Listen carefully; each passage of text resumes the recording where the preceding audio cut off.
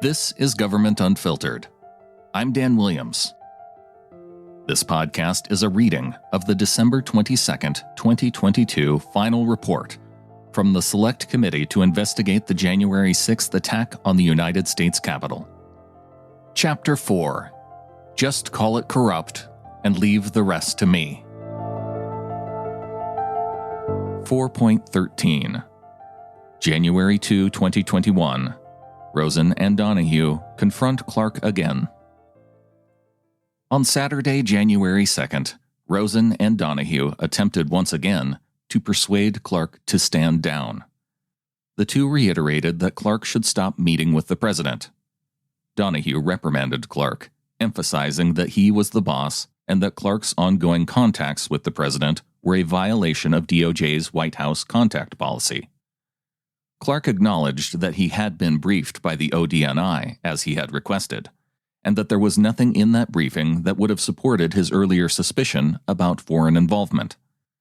Nonetheless, Clark still wanted to send his letter to Georgia and other contested states alleging voter fraud.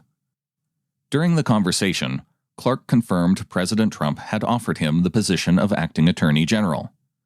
Clark told Rosen that he would decline the offer if Rosen and Donoghue signed his dishonest letter to officials in Georgia. The two refused once again, making it clear that there was no way we were going to sign that letter. Rosen reiterated his decision in an email on the night of January 2nd, writing, "I confirmed again today that I am not prepared to sign such a letter."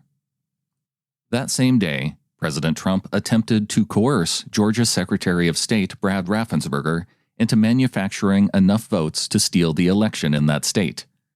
That call is discussed in Chapter 2 of this report. But one part of it deserves mention here. During that same call, President Trump brought up B.J. Pak, whom President Trump had appointed as the U.S. Attorney for the Northern District of Georgia. President Trump referred to Pak as your never-Trumper U.S. Attorney there. The implication was that Pak was not doing enough to validate President Trump's fictitious claims of voter fraud. President Trump's mention of Pak proved to be ominous. Episodes of Government Unfiltered are produced without any additional commentary and created based on the value-for-value model. Instead of charging $15 to $40 like other media outlets, you get to decide what it's worth to provide an open and available reading of this document.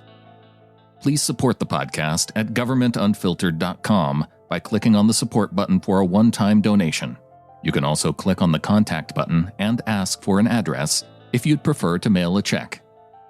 Thank you to associate producer Jay Bernhard and all of the insiders who support at patreon.com/timberlanemedia.